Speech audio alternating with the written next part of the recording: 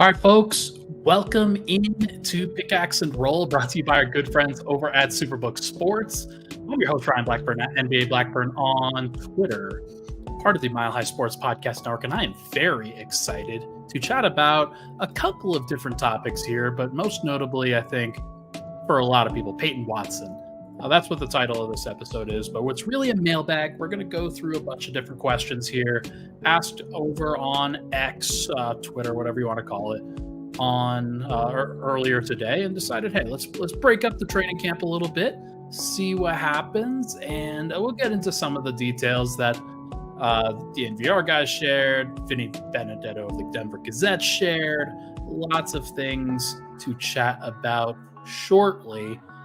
But very excited to have everybody in. Hope everybody's having a great Wednesday night. I know that I am doing a lot of fun stuff. Thank you so much for tuning in. Looking forward to seeing, hey, Dr. Van Nostrand's in here. Really appreciate you saying that. Sup, Brian? Sup, Dr. Van Nostrand? Bubba Gump says, peace, SWAT. Yeah, I mean, I love me some Peyton Watson. I love at least the theory of Peyton Watson. There's something to love about it. But we're going to do a mailbag episode for now. We'll get into that in just a little bit. But I'm going to answer every single question I got. I got 8 questions. Next time, I want more questions, guys. Come on. Let's. I know it's only day 2 of training camp, but I mean, hey, when you win the title, you probably don't have that many questions about the team. So let's get into the first one here. Grace asks, will we ever get to hear from Jay Huff? This was a fun storyline on Media Day where Colin Gillespie, Jay Huff, 2 of the Nuggets 2-way contract guys, did not speak. We didn't hear from them at all. I'm not sure if the guys that are out in San Diego have had an opportunity to talk with those guys. We will see, but I will make it my personal goal, Grace, to speak to Jay Huff when he gets back. That will be something that I will go and try to do. Joey says, am I crazy for thinking Hunter Tyson may be the rookie that makes the most impact this year? Definitely not crazy at all. I actually had a very similar take on last night's episode. So if you are interested in a more in-depth look at a lot of the rookies, that will be where I've shared most of my thoughts. I've spoken about Hunter Tyson and Jalen Pickett specifically a lot. I think that those are the 2 guys that are really vying for it. Although I did make an argument for Julian Strawther. I think that there are arguments for all 3 of the Nuggets rookies as to what they can provide, what they will actually do for the team. And there's a lot to like about what the Nuggets are trying to do this year with their rookie group. None of them have to play, but I think there's an availability for all of them to play if things break their way, if the Nuggets actually need it. And they all provide different skill sets. But Hunter Tyson specifically, he provides the easiest skill set, I think, to fit in right now, which is backup stretch power forward. And I'm sure when we watch preseason games over the course of these next couple weeks, when the Nuggets tip off in 20 days, it's less than 3 weeks away now that the Nuggets are actually going to play their first basketball game of the season. When we start to see these guys play more and more and more, Hunter Tyson, I think, has the largest opportunity to be able to be a rookie who plays right now. It just makes the most sense from a positional standpoint. You don't necessarily want to stagger Michael Porter Jr. and Aaron Gordon a ton to begin the year, and that's what you would probably do if you're trying to build the best possible rotation. But in the meantime, who knows? Maybe Hunter Tyson will be the guy. Matthew asks, besides the starting lineup, what combination of players do you anticipate having the most minutes played together during the regular season? This is a good question because when you go back and look through a lot of the data, there are a couple of different things that stand out. Most of the time, you'll see a couple of different variations of a starting group together. You will see the starters at the top because the Nuggets play the starters more than basically any team in the NBA. They like to play their 5-man unit together as much as they can.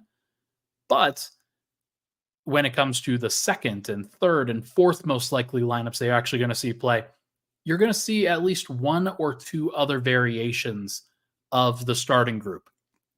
The one that I think is most likely to emerge is it's a really good question now I think about it because who's more likely to stagger? Is it Jamal Murray or is it Michael Porter Jr.? Those are the two guys that I'm thinking about. Like, okay, which one of those guys is not going to be in this other variation? Because last year, the main variation that you're thinking of, Bruce Brown, KCP, Michael Porter, Aaron Gordon, Nikola Jokic. But there was also Jamal Murray, KCP, Bruce Brown at the three instead, Aaron Gordon, Nikola Jokic. So both of those variations were the second and third most played lineups. I think if you're looking at a Jamal stagger, then what you're looking for next is probably Reggie Jackson, KCP, Michael Porter, Aaron Gordon, Nikola Jokic. However, I think that the one that's most likely, just given potential injury issues, given potential absences, I think it's probably the other group that features Christian Brown, which would be Jamal Murray, KCP, Christian Brown, Aaron Gordon, Nikola Jokic. That would be the one that I expect to see more, just because I think that there is both a likelihood that MPJ misses some time or he actually staggers with the second unit to be the backup power forward, which I think both are likely. I think there's a strong possibility that either could be the actual choice. And because of that, I think that's going to be the most likely one. And I think that that's a good lineup. I think you get three strong defenders next to Murray and Jokic. And that is going to be the easiest way for the Nuggets to be the best version of themselves in the regular season. EJ Haka says, hey, Blackburn, did you go to CSU and get us the 411 on the Sixers? I did not. I was not invited, unfortunately. And they're trying to keep it to Sixers media, unfortunately. But it's very fascinating to hear about that situation right now. That would be the training camp that I actually want to go to, because with the Nuggets, it's very straightforward what they're actually going to do. They're trying to pick between their 7th, 8th, 9th, and 10th man. What the Sixers are trying to do is figure out if James Harden is going to sabotage everything. That would be hilarious. And we should also get into this from 55555-ish. Coach Prime told Embiid right to his face to stop ducking Jokic. Yeah. I mean, he wants to smoke. You got to stop ducking. You can't be the MVP. You can't be seen as the best player in the league and also duck the actual best player of the league. He knows. Embiid knows. He might not care, or maybe he cares a lot, and that will be something that changes this year. I wonder if there was a calculated decision in the last time that he actually ducked that said, hey, the only thing I can do to my MVP case right now is hurt it if I lose in Denver. So let's just sit this one out. I think with Denver and with Jokic and Embiid in the previous season, where Jokic goes into Philadelphia and actually plays them basically even, and then Denver wins the game, that one really helped Denver's MVP or Jokic's MVP case because of that. But that was because Embiid, I think, was still considered the favorite at that point, as opposed to anything else. So it is pretty funny to see Coach Prime. I don't know if he's backing Jokic. I don't know if he is defending and trying to get the most out of Embiid.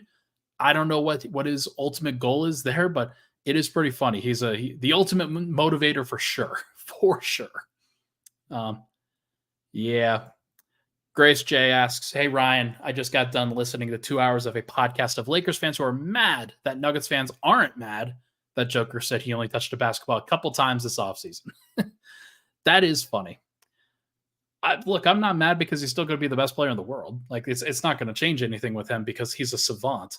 The only thing that I would really be concerned about with Jokic is if his conditioning was out of whack, and he looks great. He looks strong. He looks built. Maybe he was just like baling hay for the entire offseason for the horses, but I'm pretty fascinated by that too. I think that the culture surrounding the Nuggets and Nuggets media is drastically different than the culture surrounding the Lakers and Lakers media, and their expectations for what a team should do in this situation are different. And like they like to pride themselves on excellence and prestige and everything that comes with being a Laker in LA. Nuggets fans and Nuggets media, Nuggets fans, Nuggets players, they don't see that same way. They see a much more family oriented, basketball focused culture as opposed to the glitz and glamour of it. So you don't need to be saying too much. And Denver, frankly, didn't say a lot this offseason. I'm going to get to that in just a little bit here, too. But I'll have to go back and listen to that, Grace. That's funny. All right, back to this. Let's do one more question before we hit a break. Oh, that's convenient. This was the next one on the docket. Michael says, "Why are the Lakers such big babies about everything?" There's definitely, like I just said, there is a concerted effort to be the best, and when you're not the best, and when, on contrary, you're humiliated, just absolutely thrashed at home. And Denver did the thrashing, and they got to talk about it. And it's the one time where, like, think about it this way. Let's say you are an older sibling and you have a younger sibling, whether it's a younger brother, younger sister, and for all of your life, up until you're 19 or 20 years old, let's say, all your life, basically, you've been the older brother or sister. You have been better at everything. You've been more consistent at everything. You have never had to watch your younger brother or younger sister outgrow you and get better. And I think that Lakers fans are the older brother or older sister that has now been outgrown and is very irritated and very sullen and very, I think, bitter about that entire situation. It's clear. Like, it just is very clear that they are upset and cannot look away and cannot turn away and cannot stop talking about how the Nuggets are talking about what the Nuggets are doing, about what the Nuggets are saying. And that, to me, is that's a loser complex for one thing, but it's also the complex of a team that has been in the limelight for as often as they have, and you are very clearly not right now, and it is rubbing you the wrong way. So I think they sense the actual, like, window of opportunity for themselves is not that large, given that LeBron James will turn 39 in on December 30th of this year. Will be 39 when the playoffs begin. And Anthony Davis isn't exactly a spring chicken. He's going to be turning 30, but he is an old 30 because he has so many injury miles on him. And he came into the league when he was 18. So there's a lot riding on this season for the Lakers, because if they don't get it done, then they're screwed. So I'm curious to see what actually happens. I'm curious to see how the Nuggets handle themselves and how the Lakers handle themselves with this rivalry going forward. Michael Malone today at practice said it's not a rivalry. I disagree.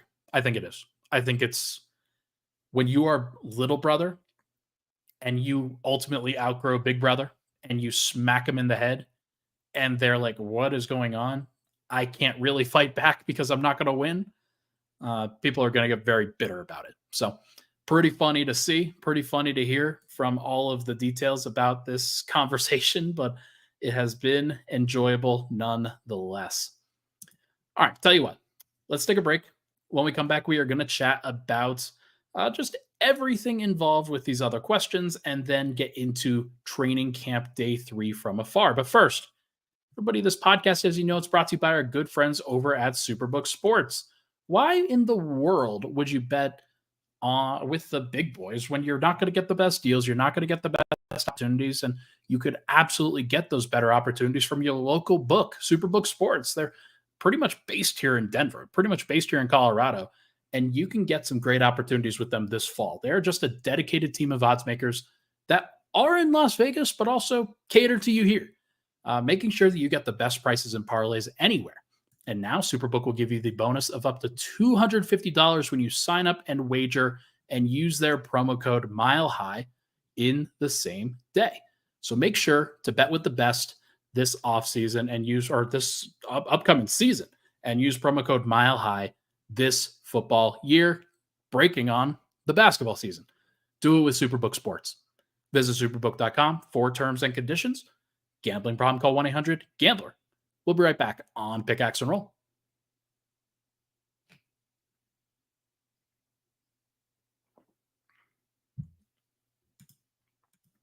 And we're back. Pickaxe and Roll. Ryan Blackburn here. Thank you so much, everybody, for tuning in. Appreciate all the love and support on the podcast. We're seeing some awesome growth on the YouTube channel, and it has been very cool, very fun to see. Been trying to put out as much great content as possible. There's some good stuff coming with Swipe a Cam over the course of these next few weeks. That some stuff that maybe we even recorded today. So there will be some stuff that comes out in the near future. Why don't you subscribe if you want to? If you don't, I understand. But I would love it if you did subscribe because it helps us out tremendously. So thank you so much. Hit that like button as well. That drives the algorithm too. All right, let's get back to the mailbag episode. We're going to finish up these questions here. And we've got this next one from Gage. And this kind of facilitated my discussion about Peyton Watson, although this wasn't directly about Peyton Watson. Gage asks, shout out Gage Bridgeford, who I worked with the Denver Stiffs. Gage asks, who on the roster outside of AG do you think could benefit the most or expand their game the most simply from playing alongside Jokic? And I thought that this was a good question because we always see players that are on Denver's bench, they will play better when they're playing next to Joker because he's the best player in the world. He has a game that is very conducive to helping out other people achieve their best results. Some players don't really fit that style, but I don't think Denver has any player that doesn't fit the Jokic style outside of DeAndre Jordan, who it's just not going to happen with two centers, or maybe Reggie Jackson, though I think I want to give Reggie the benefit of the doubt there too. We'll have to see how that goes. I think the guy that I'm looking at is Peyton. I gave my answer away because I put it in the title. But I think that Peyton Watson is going to be really helped out by Nikola Jokic this season. And the reason for that is I went back and looked at the amount of minutes in the games that they played together. They played 3 total games. They played 3 total minutes together. Just 3. That seems wild, right? That seems wild for any player. Peyton played the fewest amount of minutes of anybody on the Nuggets roster with Jokic. In some of the games that he did play, Jokic was sitting. In some of the games that he did suit up and play, he basically played entirely with the bench while Jokic played entirely with the starters. There was no real overlap there. That's going to change this year. That's clearly going to change because if there is one injury or one absence in the starting lineup, then it's very possible that Peyton Watson could be the guy who starts. Think about this. What happens to Denver's rotation if Aaron Gordon misses a game? What happens? What are they going to do? Are they going to start Michael Porter at the 4? Are they going to play Christian Brown at the 3? Probably. That'll probably be what they do. But the easiest thing for them to kind of add some more size and versatility and a player that can kind of repeat those same skill sets is a guy like Peyton Watson, who is going to be the help defender, who's going to be your rover, who's going to be your cutter on offense, and who can do some things with the ball too. I think one of the things that stands out about Peyton's game, and Justin Holiday said this at practice, or for training camp, I think earlier today, it's hard to keep track. I know I heard it. I don't know if I was present. Was that Peyton Watson's a really good cutter. He's a really, really good cutter. And it's all about staying healthy with him. We'll see what actually happens with his health. But I think that Peyton is a very interesting piece to play next to Nikola, because when I go back and look at Jokic's early growth, one of the things that stands out is his time with Wilson Chandler and Danilo Gallinari early on. And it kind of extends to Michael Porter and Aaron Gordon, of course. But what Denver really learned early on was that vertical cutters and size with your cutters is really important. As great as Gary Harris and Will Barton were in their fits with Nikola, the best guys to play with him are the big targets, the ones that can get into the middle of the floor, that can take advantage of a smaller defender, put somebody on their back, get right to the rim, and go up strong. Jokic fits really well with those guys because he doesn't need that large of a window in order to make a pass. But the larger the window is, the more likely he is to make the pass. And he will hit Aaron Gordon a ton under the rim as a result. He'll hit Michael Porter under the rim a ton as a result. I think he's going to do the same with Peyton. I think he's going to do the same with a guy like him.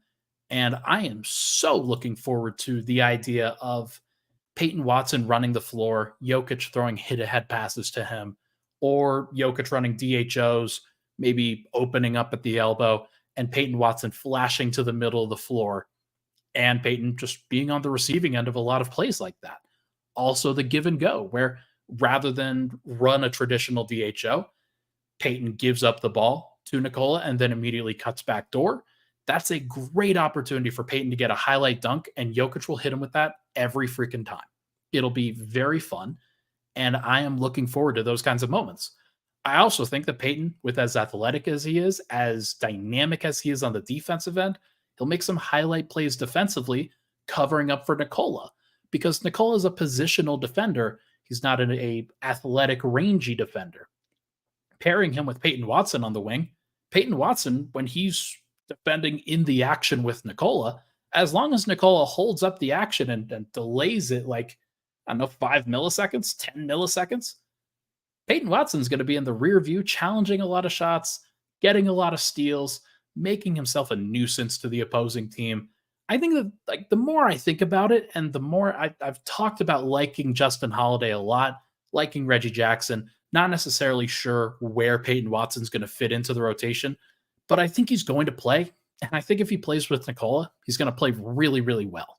So we will see what happens, but I like the idea of a Michael Porter, Peyton Watson, Nikola Jokic front court.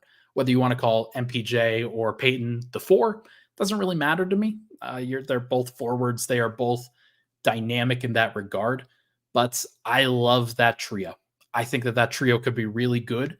And if Denver does ultimately decide that they need to stagger Aaron Gordon with the second unit to help it out a little bit more, maybe that's a great counter. Is that, hey, 5 minutes into the game, Peyton Watson comes in for Aaron Gordon, and they play this dynamic trio with Nikola, don't really lose anything, and then Aaron Gordon can go prop up the bench. That, I think, is a really exciting prospect for me. Let's go over some comments here. Cedric, what's up, Cedric? Peyton Watson on the leash. And also Cedric says, by the way, Ryan, I started working here at Westgate in Vegas. So whenever I go to the sportsbook, I'll hear your voice. That's funny.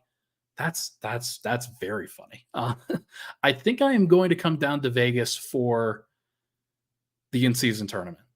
I think that's going to happen. So we will, I don't want to spoil too much about what we've got working, but I think that there is a possibility that you might get some fun in-season tournament coverage from Pickaxe and Roll. That would be very, very cool.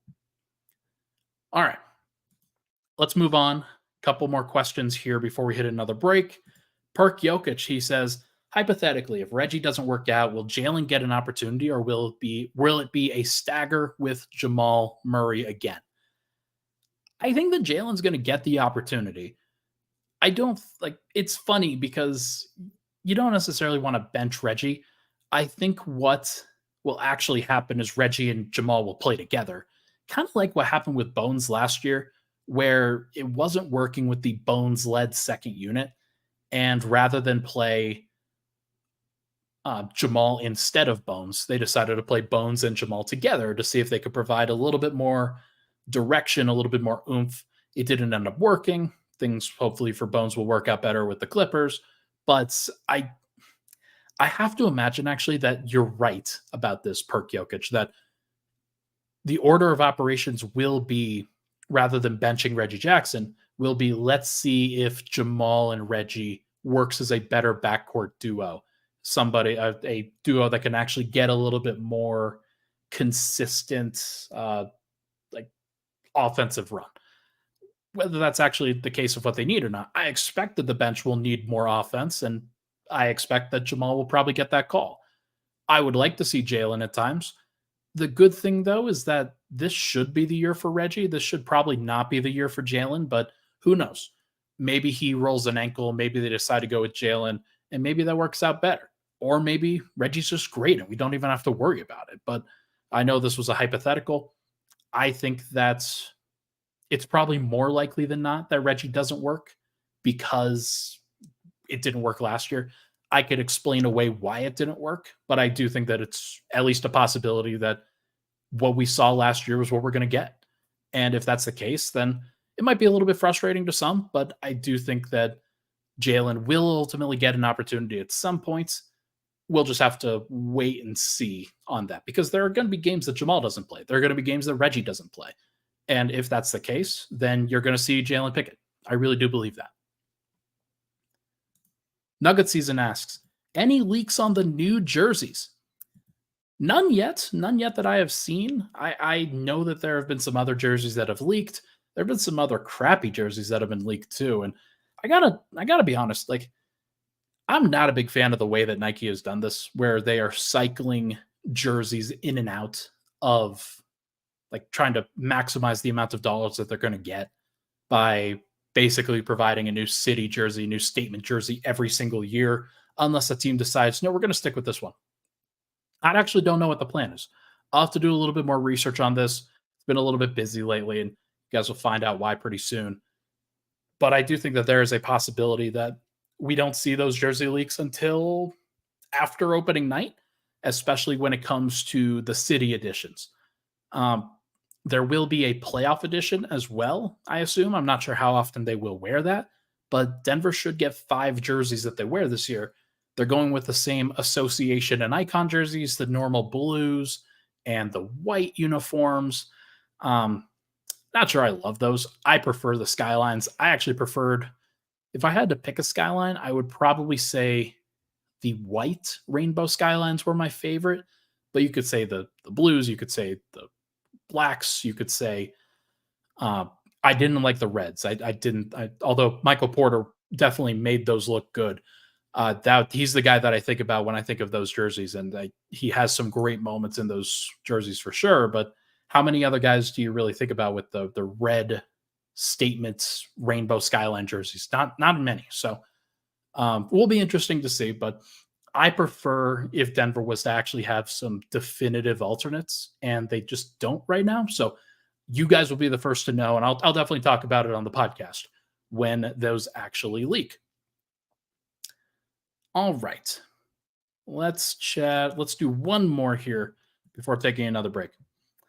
Mr. Nunez says, Debbie Downer question. What if the championship is Jokic's kryptonite and he becomes human? Can the Nuggets overcome? It's a fascinating question, not necessarily a fun question, obviously, and that's why you wrote Debbie Downer question. I totally get it. The championship becoming Jokic's kryptonite is pretty funny, in my opinion, just because, like, think about how many guys could think less of a championship and say, he said, the job is over, we can go home now. Like, that to me is a very Jokic thing. Like, he obviously said that, but it's a very Jokic thing to embody, where this was a job, and he's really freaking good at his job, and then the job is over. I don't think that the job gets any harder for him now that the championship is already won. I think that teams will start loading up and trying to defend the Nuggets a little bit stronger. They'll have a target on their backs a little bit more frequently. But is he going to become human? No, I don't think so. I think that there's a possibility that when he hits 31, 32, that he starts to lose some of his athleticism. And not that he had a lot to begin with, but if he does start to lose what little he has, and then isn't making the same plays that he was hoping to make and can't cover the same amount of ground on defense, then, or maybe it's the actual quickness and the cuts and the little herky-jerky moves that he makes just to gain just a little bit of space. If he stops being able to do that, then he'll go back down to normal, and he'll be a normal human at that point. And maybe you could say it, but I don't think the championship is that. I just think it's more the natural aging process for any star. I can't see him, of all people, being affected by it. Like, he is just like not a robot, but when it comes to clutch situations, pressure cook situations, he's never been one to shy away from those. And when the pressure gets turned up this next season, I expect him to perform. I think everybody expects him to perform. But I think that he is clearly the best player in the world right now. And if that means, if coming off of this and you're a year out and you realize, hey, there's another guy that really is in that category, or maybe he's not even the best player in the world at that point, is that coming back down to earth and being human? Maybe. Is he going to average a triple double? Maybe not. But I do think that the bar is so high that any amount of regression back to the mean, it shouldn't be seen as him becoming human. Maybe it's just a little bit of regression from what was one of the greatest seasons we've ever seen before. Like, how many players in NBA history could average what he averaged on the efficiency that he averaged while carrying the burden that he did? 4? Like, there's like 4 guys that I can really think of in terms of the actual quality of the numbers that he put up, which is nuts. That is a crazy thing to say, but it's also true. So he deserves the benefit of the doubt. I am not going to doubt him until he proves that I should. And I think that he's going to be like this for a long time. Just a strong, dependable player for a long, long time. And however long he plays, we'll just have to wait and see. But I don't think it's going to, like, he's not stopping anytime soon. He's too good. He is too good. He is amazing. All right, let's take one more break. When we come back, we're going to talk about training camp day 2 and see what was said from that. We will be right back. But first, this message from Sandy and Sean.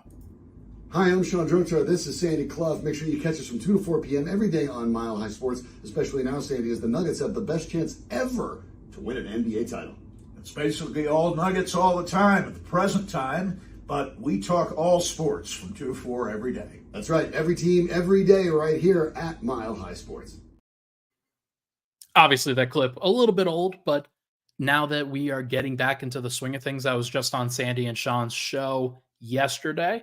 Had a good conversation with them about media day, general takeaways, what we can expect from the Nuggets this season. So make sure to go check out Sandy and Sean. They are live, actually not 2 to 4. They are now live 4 to 6 every weekday. Make sure to go check out their show. All right, final segment here. Let's talk about training camp day 2. Nothing major came out of this. I wrote some notes down here of things that I thought were the big deal. Young Masuk, who covers a variety of teams, but most notably the Clippers, and then is now become the Nuggets guy for ESPN. He asked about the Lakers comments and then why they were talking as much as they were. He asked that to Michael Malone, and Michael Malone obviously gives an epic response to something like that. Is, oh, they're still talking about us? This is 4 months ago. That's crazy. That is a crazy thing for Michael Malone to say, but in a good way. Like, it's the perfect thing for him to say because, yeah, the Lakers are still talking. Contrary to popular belief, the Nuggets have not talked all that much. Like, they have said that they are better than the Lakers, that they dominated in that series and that it wasn't that hard. And they've said all those things. The problem with the social media age is that anything that anybody says can be blown up. And if, like, the Lakers are saying a whole bunch of stuff because of the size of the media, like, it's normal. It's normal for that to be a thing. When all Lakers fans are now tracking every single one of the Denver Nuggets comments, and whether they say anything about the Lakers, whenever it's going to happen, it's going to be clipped. So they weren't asked a ton about the Lakers, or maybe they were. And, like, just the few amount of clips that you've actually seen, they have just been proportioned out of control by the size of the Lakers fan base. It is just dynamic in how fast the news travels and how much that spreads like wildfire through a fan base that is rabid for attention. But I do think that it is funny the way that Michael Malone handled it.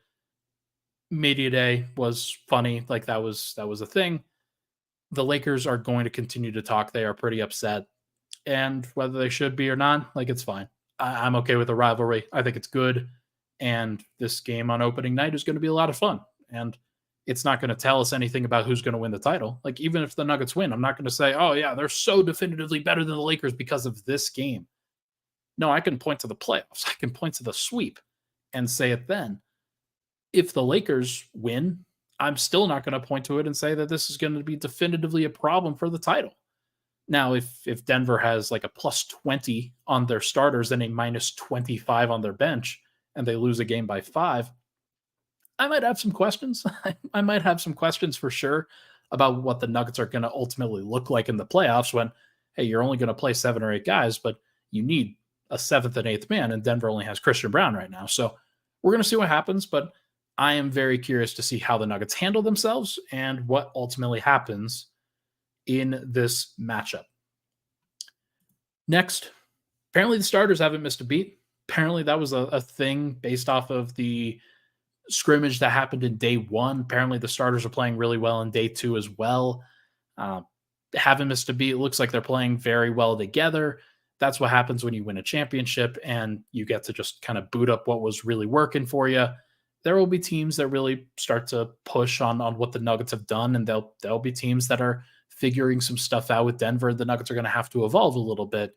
They're not going to be able to win the championship in the same way that they won last year's championship. They're going to have to be better in some categories because they are worse in some others. But I think that the starters are still going to be just fine. They're really good. Now, Michael Porter did roll his ankle, apparently, like tweak his ankle. Not sure how serious it is. Michael Malone didn't say that it was that serious, but I think that could at least be filed out of way. If Michael Porter doesn't play in the October 10th preseason game, file it away as something to at least think about. Another thing, Reggie Jackson and Justin Holiday continue to impress. That's a good thing. That's a strong take. Not necessarily something that I was thinking would happen, but I've done podcasts about Reggie Jackson and about Justin Holiday. I thought that, like in the 20 question series, I thought that this was actually a thing that Nuggets fans weren't giving as much credence to, that these guys could actually play, that these guys could actually be helpful veterans for a Nuggets bench that is very young if none of those veterans play. Like, think about what happens, like I talked about on last night's show, if Reggie Jackson, Justin Holiday, and DeAndre Jordan don't play. You're thinking, okay, it's going to be Jalen Pickett, Christian Brown, Peyton Watson, Hunter Tyson, Zeke Naji. Okay, well, Jalen Pickett's 23. Christian Brown is 22, maybe 23. Peyton Watson's 21. Hunter Tyson's 23. And Zeke Naji's 22. So, like, that is a very young group. That is a very, very young group that you're thinking about. And if the average age of the group is 22, then you're probably going to lose some games. So you're going to need one of Reggie Jackson or Justin Holiday or both of them to be good. Hell, maybe that means DeAndre Jordan's going to play a little bit more than I'm expecting, but I think it's likely Reggie and Justin, and I'm glad that they're playing well. Sounds like Justin Holiday got some work with the ones today when Michael Porter went down. Interesting that Christian Brown wasn't the guy that got in the work with the ones. I think that they're trying to continue to have him build some chemistry with the twos, with the backups, because he's going to be one of the leaders on that backcourt, on that backup unit. So we will see what ultimately happens there, but it is a good thing to hear that Reggie Jackson and Justin Holiday are playing well. Now, Michael Malone did not extend that to the rest of the young guys. I think watching some videos when he was asked whether any of the young guys were standing out, he said, no, not really. I'm not sure I love that. Like, that seems, I know that he explained it and wasn't going to say, hey, I'm not going to give any minutes to anybody. They're going to have to earn it. This is going to have to be a thing.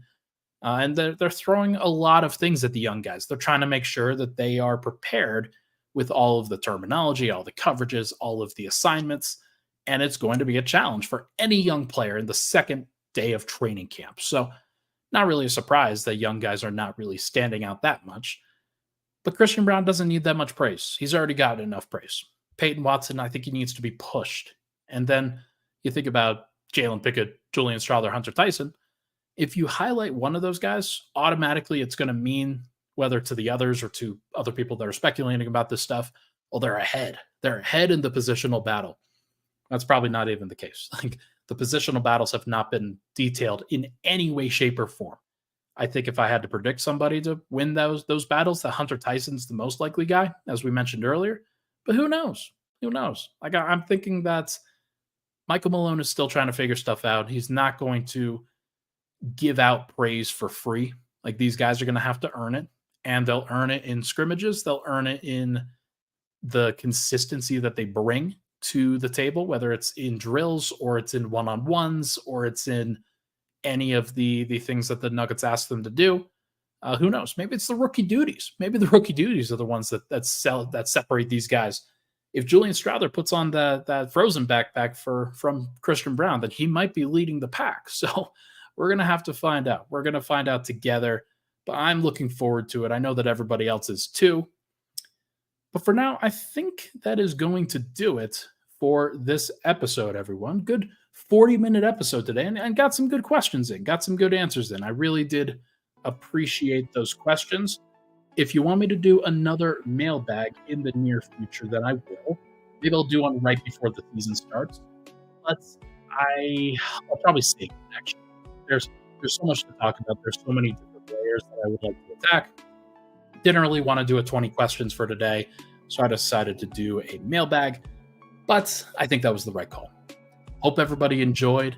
If you missed any of it, make sure to go watch it back, especially the Peyton Watson bits. I think that those are very interesting. But for now, that is going to do it. Hit that like button on the way out, everybody. Hit that subscribe button on the way out. I will talk to you guys very soon.